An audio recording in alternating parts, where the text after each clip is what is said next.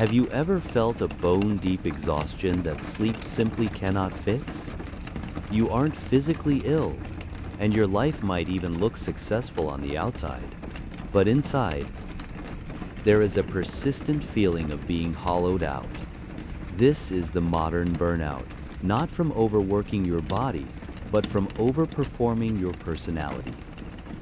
Ralph Waldo Emerson once noted that one of the illusions is that the present hour is not the critical, decisive hour. We spend so many present hours smiling when we are angry, saying yes when we mean no, and maintaining a version of ourselves that society expects. We are constantly adjusting our frequency to match the room, but in the process, we lose our own signal. We think we are being kind or adaptable, but psychological insights suggest a darker reality. We are suffering from the sickness unto death, the despair of not being our true selves. Why do we do this? Modern culture glorifies the empath and the helper, but often these labels hide a deep-seated fear of conflict. We become conformists because we believe that our value depends on the approval of others. As sources from Academy of Ideas remind us, passivity breeds mediocrity and mental illness. When you prioritize the peace of the room over the peace of your soul, you are committing a slow form of self-sabotage. You might notice that the more you give, the more people take, and yet you feel more alone than ever. This is because nobody is actually connecting with you. They are connecting with the mask you wear. Nietzsche once wrote, "Whoever wants to achieve something great must not seek to satisfy or please anyone but himself." This isn't about being selfish. It's about being solid. If you have no boundaries, you have no shape. And if you have no shape, you cannot truly exist in the eyes of others. You become a mere ghost, wandering through your own life, serving masters who don't even know who you really are. There is a powerful posture found in ancient wisdom, the act of disappearing while staying exactly where you are. In modern psychology, this is known as detachment. One of the greatest secrets to regaining your energy is the practice of no reaction, no explanation. When someone attempts to provoke you, or when society demands an explanation for your life choices, your silence is your greatest strength. As St. John of the Cross once said, speaking distracts, and keeping silent and acting gathers and strengthens the spirit. Every time you explain yourself to someone who doesn't respect you, you leak energy. You are essentially begging them to understand you, giving them power over your reality. But when you stop reacting, the counter will within you, that part that usually sabotages your progress, finally has nothing to fight against. You become an immovable object. You aren't being cold.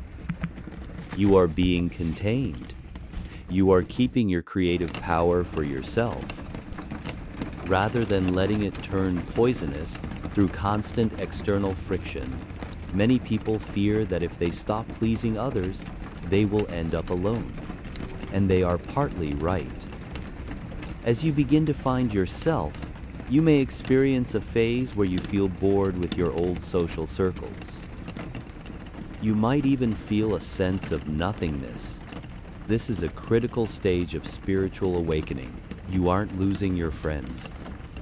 You are losing your tolerance for faking it. The sources discuss how uneased creative power becomes poisonous.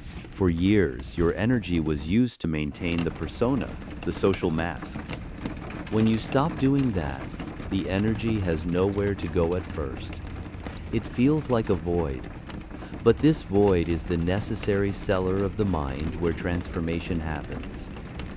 Marcus Aurelius taught us to discard anxiety by realizing it is within our own perceptions. In this loneliness, you aren't empty. You are finally available for your own life. You are moving from being a member of the herd to becoming a sovereign individual.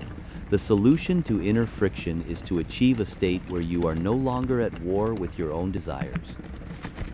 This is what we call focusing on yourself. When you withdraw your libido, your mental energy, from external validation and reinvest it in your own growth, a strange thing happens. The world starts to treat you differently. When you are no longer available for everyone else's drama, you become a higher man in the sense described by Nietzsche. You stop seeking to satisfy anyone but yourself in your work. Paradoxically, this is when you become most attractive to the right people. Integrity is magnetic. By allowing yourself to make mistakes happily and following your own internal compass, rather than a collective map, you reach a balance between your inner world and the outer world. As the I Ching suggests, high depends on low. Your public success will eventually grow to match the depth of your internal foundation. Silence and action are the keys. Tonight, I want you to try something different. Stop explaining. Stop justifying. Stop worrying about who is disappointed in you. Remember the words of Marcus Aurelius, "Today I escaped from anxiety." Or no, I discarded it because it was within me.